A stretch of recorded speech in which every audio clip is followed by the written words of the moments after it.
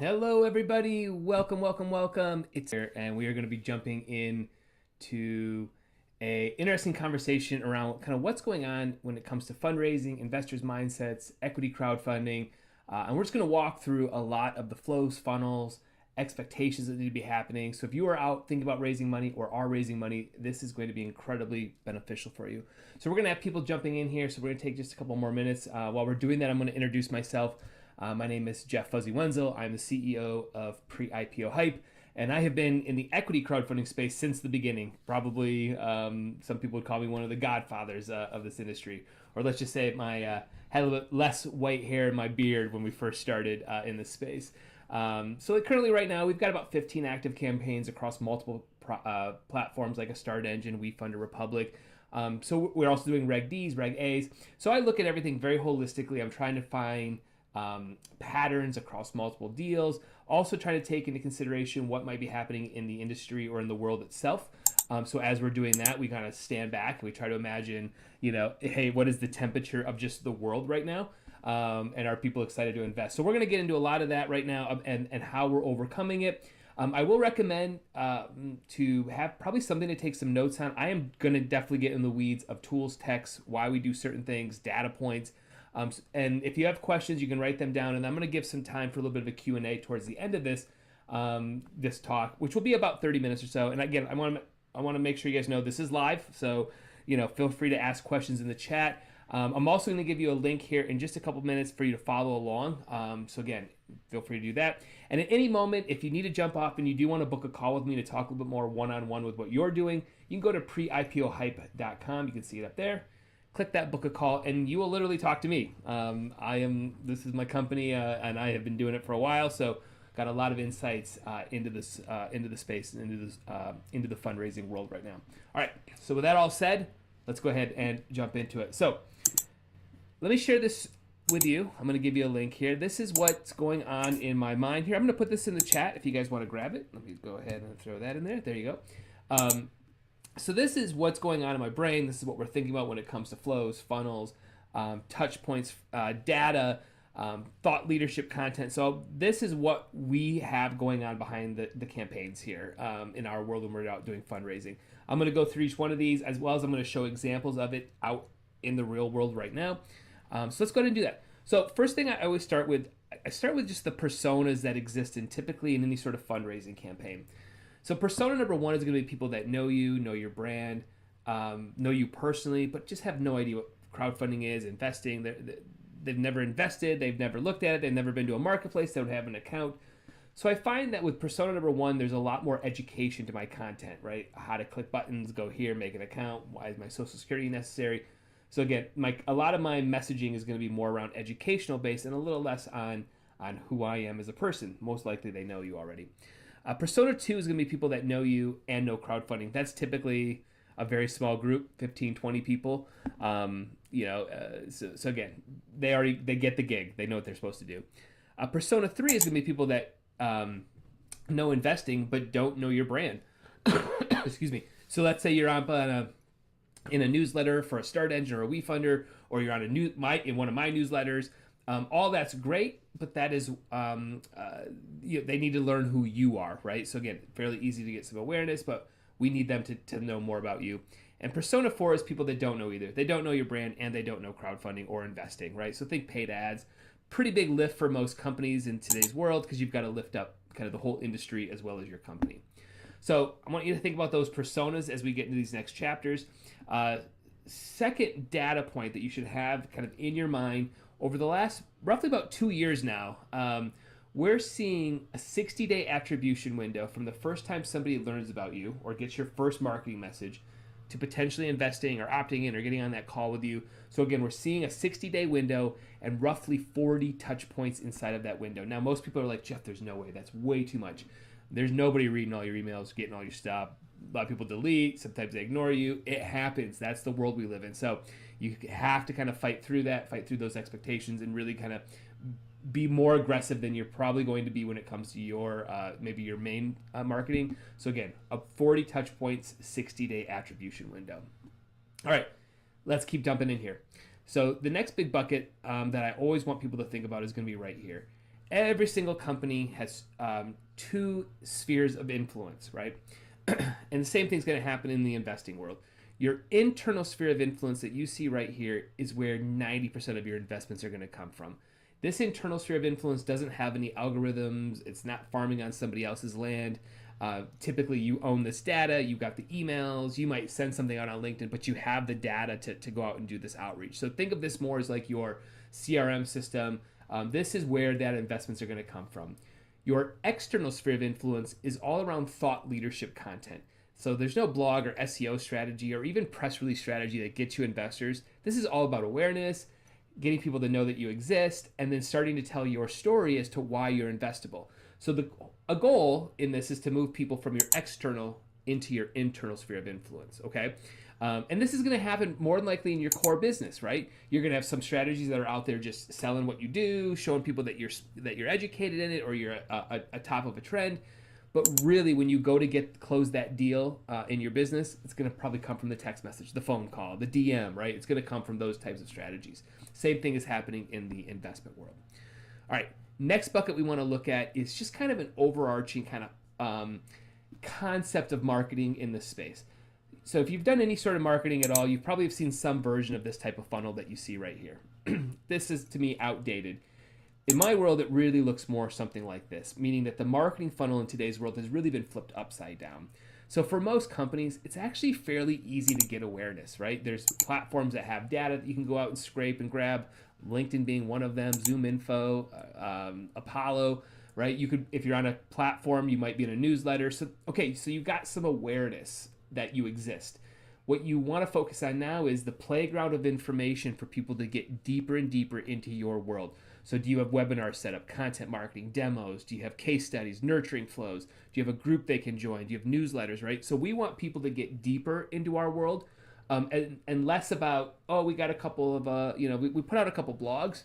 You want people to really dive into your world and start learning why you are investable in today's world. So think of this like Chuck E. Cheese. If you go to Chuck E. Cheese and you get your hand stamped, you can play one game, you can play 1,000 games, right? Kind of depends on how much of a good time you have based on how much games you played, right? So I always want to think about that as how deep can you get these potential investors into your world, into your story, so that they become part of your community, okay? So that's going to be this bucket right here. Last overarching before we kind of get more in the weeds, and we're going to come back to this graphic quite a few times here, is every company needs to have some sort of data platform, customer/investor, investor data platform. At the end of the day, this is what I build for companies, right? In the investor side, we also do it for B2B and B2C, but at the end of the day, you're going to have some sort of customer or investor that you have here, and they're going to be getting your marketing messages that you can see here, right? That person has data attached to them. And between these two things, you're segmenting, predicting, finding more, and having an ID that you're able to track between what you're sending out to the data that's coming in, right? So we're going to get more in the weeds of this graphic here in just a second. But again, I want you to have these sort of top level thought patterns as we go deeper and deeper into these next steps here, okay? All right, so we just went over, let's just real quickly backtrack a little bit for the 4 personas in a campaign, right? You got your spheres of influence, right? Your internal to external. You've got your flipping your marketing funnel kind of upside down. How deep can they get? And then you've got ultimately your data platform, that your infrastructure kind of behind the scenes. Okay, let's jump into now some flows and funnels. All right, we get over here. Now, if you are on a marketplace, let's say you're on a Start Engine, a WeFunder, or Republic of the world, you've got an offering page built, and then you've got a checkout process. So, and as people go to invest, they have to go through a checkout process. Depending on platforms, some platforms give you a better opportunity to build out nurturing flows from the checkout process, meaning abandoned carts, post-investment, post-win-backs, maybe on your rolling closes, and you might even get welcome flows as people are going through. So again, depending on platform, there's a couple different ways that you can build these out here. Now, when you get down to your traffic into this, you're going to probably first start with cold email. That's the most cost-effective in today's world. To do that, though, to do it the right way, you want to have different domains, different email addresses, built out, and have a master inbox. So again, if you're going to go and do this out at scale, think of this as going door to door in like the political world, right? We're going to go and target certain people, but to do it, you want to have an organization and infrastructure built to do it the right way. Next you want to have your paid ad strategy here, right? Now, ads are going to be a little bit different here. If you're looking at ads, you probably want to hold off until you do about $150,000 to maybe $200,000 in paid ads. And the reason we hold off on that is that we want to typically do a rolling close, meaning that we want to pull money out of the campaign and then take that money and then reinvest it. The reason, let's look at some early data around paid ads. So if you get into here and let's say you do $100,000 per month, there we go. And let's say your average investment size is this. Let's say your next number is this and this. And your cost per acquisition is this. All right. So, well, sorry, cost per acquisition should be this. My bad, wrong number. There we go. So let's say it's costing you $400 to get a $700 investor, which is not unrealistic. That means you're spending close to 60 grand per month to get $100,000. You're basically about a 1.4 to 1.5 return on ad spend, maybe a 1.3, right? So now all of a sudden this is costing you a good amount of money to run paid ads. Then you start to ask, well, one, do you have the the ad budget to support this? Do you have the creative to support this? Do you have an infrastructure of actually a Facebook ad infrastructure built to spend this amount of money? Are you able to track that data from the platform? So platforms like Republic don't have a pixel code. WeFunder does. Start Engine can sometimes have a, will sometimes give you some data. So again, if you're going to be getting into paid ads, what you start to find is it can get expensive really, really, really quickly, right? So again, if you start to see and you're thinking about doing paid ads, you're very quickly into a 1.5 return on ad spend. So you start to see that for it to make sense, you want to be averaging roughly about $1,000 average. And if you can get your cost per acquisition to get that $1,000 investor, what are we at here? Yeah. So, you'll probably spend 20 to raise 100, right? Now you've got some meat on the bone here, and you're at least in the ballpark of, there we go. That's why that number is off a little bit. There we go. So again, if you're looking at $1,000 average, now you're starting to cook with a little bit of fire. So let's go back here. So that's why paid ads, we typically hold off a little bit. Hey, notice if you just joined in here, if you want to grab the Figma file from the chat, you can go ahead and grab that right now and follow along. And then, so then last but not least, with your offering page, you're going to have a newsletter that drives people into your offering page. So again, that's your most basic funnel. Almost everybody else, though, is going to have some sort of lead gen. And to do that, you're going to build out a lead gen funnel that looks something like this. Now, you'll see on this graphic, we've got seed data kind of mentioned. So seed data for us is literally just that, seed data. So if we go into our, we've got a couple different databases that we use that we've built over the last 10 years. First one being, we've got about 762,000 investors in here. So this is going to be all retail investors, accredited investors, family offices, VCs, broker-dealers, just, you can see it's all organized. So my data team, this is what they're doing on a day-to-day out basis here, is that they're pulling through this data, right? So we're constantly cleaning and making sure that we have the most up-to-date information in here. So that's this database that we're pulling from. They are just seeds, right? No different than like if I planted tomato seeds, they should grow tomatoes. However, I got to plant them at the right time of the season, water them, right soil, sunlight, right? All the different things that go around it. In our world, this is just saying, hey, these people look like they should potentially be investors. So that's our seed that you're going to see throughout here. So if we go into here, then you're going to use that same email strategy that we talked about, setting up different domains, different email addresses. You may run meta ads here. The ads here are about lead generation. But what we're going to do is we're driving them into opt-in pages. We want them to opt in with first name, last name, email address. Once somebody opts in, that data is going to go back over to your ESP or your CRM. And we're going to do a drip flow between 20 to 25 emails, SMS, ringless voicemails. Again, why are we doing that? We want to get those 40 touch points up as cost effectively as possible and as quickly as possible. And the best way for us to do that is to actually have this type of drip flow going here. So that's going to be a lead gen. We're going to drive traffic in, have them opt in. Once they do, we drive that traffic over to your offering page. Next one you're going to look at is going to be also a lead gen, but it's an evergreen webinar. A lot of people have seen a version of these, so we don't have to get in the weeds of it. But we're going to send data into a 10 to 15 minute video pitch deck. They opt in, they hear your message, that data goes back up into the CRM, and then that drip flow happens again. And then last but not least, we have splash pages or news articles.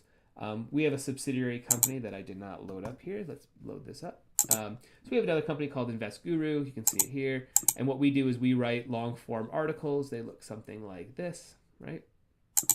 So we would drive traffic into this. We poll everybody in here. Depending on how they respond, they get certain communications. So again, that's going to be where we would drive traffic into that. And eventually they would dump off into the offering page once they read that article. So that's your 4 funnels that we typically want to have stood up so that traffic can go through them. We want to have this mostly automated so that we're not having to do a lot of manual tasks, and we're letting the traffic kind of do its thing, okay? All right, so we just talked quite a bit about this internal. Let's now move over to external. Let's think about thought leadership and how to start telling your story, to investors. All right, so if we look up here, first we're going to start with what type of content. I love to start with long form content. This is going to be podcasts, whether you have one or you're a guest on one. If that's happening, that should give you a lot of short form content. You should be able to chop that up. So let's say you do a 40-minute, 30-minute episode. That should give you maybe 20 to 30 clips that you can send out. And then from there, you're going to dump them into all your appropriate social channels that you see here, right? Now from here, I like to drive everybody into one opt-in page. Once somebody opts in, that data is going to go over here. It's going to be hopefully a free resource, right, is happening. Maybe it's a calculator about whatever vertical you're in, or it's a opt-in, you've opted in, so now here's 10 reasons why, something along those lines, right? We have to come up with it. And then from there, I want them to book a call. From book a call, hopefully they become either a new investor or a new client. The other thing I like to do here is I want to invite them into community or schooling, right? How can I educate them more and more about what I'm doing, right? So I'm looking at Discords, Facebook groups, school, the actual school app, right? So you might have something like that set up. So again, those are opportunities. So this is kind of the top level view. Let's take another step into it. And what we're looking at here is that we want to try to get roughly about 10 videos a day going off across all of these channels. So again, these are going to be short form clips. If that is happening consistently, you're starting to get attention. From attention, 2 things happen: brand awareness, or one of those 4 sales funnels engage, right? People get into them. Ads we talked about, maybe potentially holding off a little bit. Outbound email marketing, we're trying to get to 1,000, 3,000 outbound per day. And then you see this DM. This is specific to kind of certain verticals or certain types of clients. This, you might see it on X, LinkedIn, Facebook, sometimes Instagram. It's like sort of a comment below. When you comment behind the scenes, a bot kicks in and picks up the conversation, okay? Then I get a lot of people like, well, what type of content, Jeff? I don't know what to write. And I say, think about this, right? Start with inspirational content, making people feel like they're an insider, making feel like they're top of the trend, or show them that you're an influencer in this. So like right now, I'm making hopefully content that you guys feel inspired with.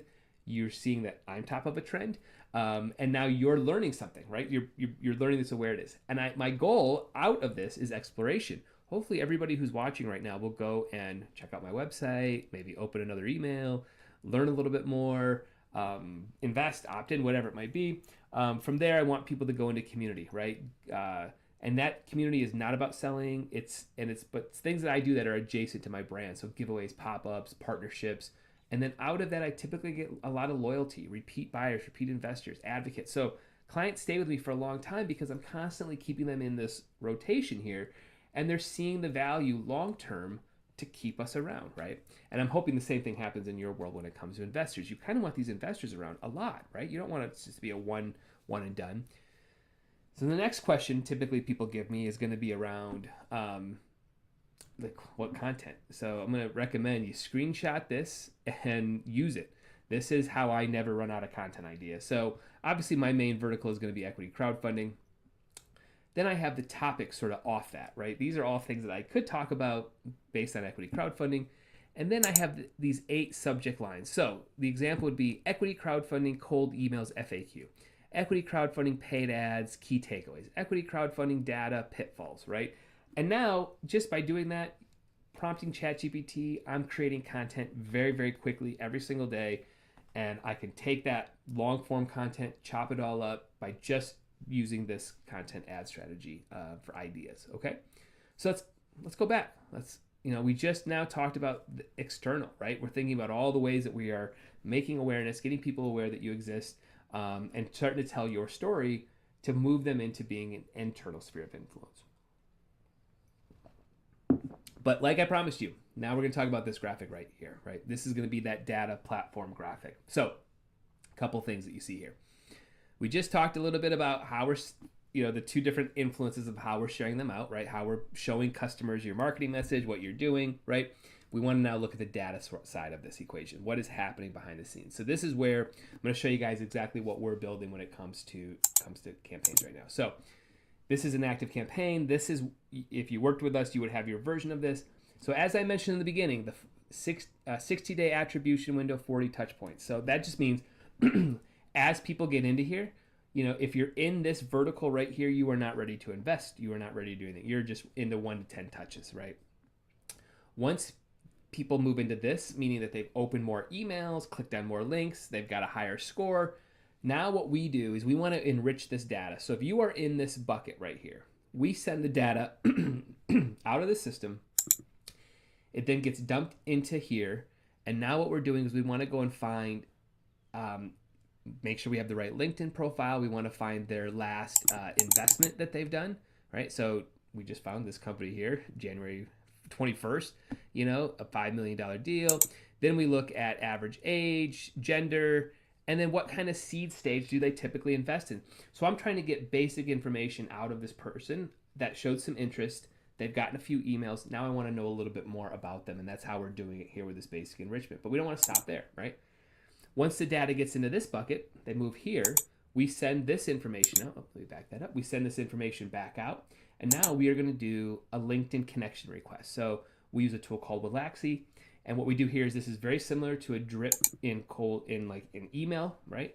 But now we're doing it in LinkedIn. And you can see our response rate is typically quite high. And the reason is that we've already sent 7 or 8 emails. We have established a relationship with this person before we're ultimately asking them to connect with us, right? And we're doing this now, instead of sending 100, we're sending 10, right? We're being very, very focused on this type of outreach and choosing when we want to do it, right? Now, when people get into this bucket, the data goes back out of the system. And now we do what we call as a bulk calendar. And we have calendars set up. These are going to be AMAs, meet and greet style events, very informal, just an opportunity to connect and meet in our new world of face-to-face. More than likely, if you're watching this, you came from a bulk calendar, right? You've gotten a couple emails from me. You've scored a little bit higher. I am now saying, hey, meet me. Come meet me, right? So that's what we're doing in that bucket. When they get this step here, the data is going back out, and now we're doing handwritten notes to them, right? So we'll just zap this data over. We have their address if we can find it from the basic enrichment, and now we do a handwritten note to them. And then last but not least, when they get to this bucket, we need phone numbers. So now we send this data back out of the system. We're going to go over here. Now we're going to go to our other enrichment. Let's go here. Excuse me. There we go. We're going to load those roles. And now what we do is we have waterfalls built, like you can see here, waterfalls. And we are going out and making sure that we're finding the right phone number, making sure we have the right area code, and we cleaned it up so that when they send the data back into the system, and when we're ready, we are literally going to go here, click up on the call button, and we're going to call directly out here for the people that make sense for us to start connecting with on that level. So now you're starting to see how people are flowing through the system, right? They're getting our communications, emails, LinkedIn, handwritten notes, potentially phone calls, and we're tracking all that behavior. So then when you guys are logging into your dashboard and you're looking at, all right, what am I focusing on? You're looking at how many emails went through the system. Hey, 11 people said they're ready to invest. 18 people said no, 17 said maybe. You're looking, okay, this many people downloaded pitch decks. These guys did our survey. Here's the tasks that you need to do. You need to go out and respond to them or call them or text message them today, right? So this is how we're automating a lot of that system. We're making sure that you're being, you're seeing, hey, I got to go and do this work today. I got my 7 or 8 people to reach out to, and that a lot of this is being automated behind the scenes. But now, what happens like 60 days in when we want to go get more data? This is where we get, I think, really crafty. So we are now going to look at, so we put a pixel on everything. So again, we're looking at the same client. I'm showing all this. We've got this across multiple clients, but you're just seeing that, all right, we have a data firing and it's trying to track as much data from our core system that you just saw as possible. The reason we do that is what we do next is we build lookalikes. So this is very similar if you've ever ran Facebook ads. We do the same thing in our world, right? So we can go and find more and more people. So we had a core audience of about 600 people in the last couple of weeks. We went and found 5,200 more people, but then I also have the taxonomy of all of them, right? So where are they in age, political party, net worth, income levels, generation. I have 2 net worths up here. But I can put anything you want over here, right? Let's do maybe income levels. So now what I can do is I can segment this audience based on these lookalikes. I went and found more and more people that are taking positive actions in our system. Go find me more people like that. Then I'll filter and segment based on, I don't know, whatever I might want in here on your vertical. That data gets dumped back in as seeds, and the system happens again, right? So that's us listening to the system and dumping people back in. But the other thing that we do is we do pulses is what we call them. Let me show you what that looks like here. Let me back this up a little bit. All right. So a pulse is very, very, very unique. So we're going to build one of these out together here while we're on this meeting. So what we're looking at in our pulses, we're going to clear these all out, is we are looking always a week behind, right? So we're looking at last week, and we're measuring our total signals. Signals can be anything that's happening in the world or the internet that we're able to measure. So it could be somebody bought a house, filled out for a credit card, bought a car, sold a car, looked at certain websites, got a magazine subscription renewed, watched these Netflix shows. It could be almost anything when it comes to a signal. So you can see our available audience size, very, very large. But what I'm doing here to fill the bucket with very focused data is I'm building out a Venn diagram of topics, okay? So what this means is I'm going to layer an audience based on topics. So obviously we have investing, so we're going to just let's just put in angel investor. Great, so we have, did I click the wrong one? Sorry, not in-law gifts. There we go. So we had basically 28,000 signals. The audience size that we can get to is about 22,000, give or take, from last week, who looked for trading and investing in angel investors, right? All right, let's keep going on. So now what we want to look at is going to be, let's say alternative investments, right?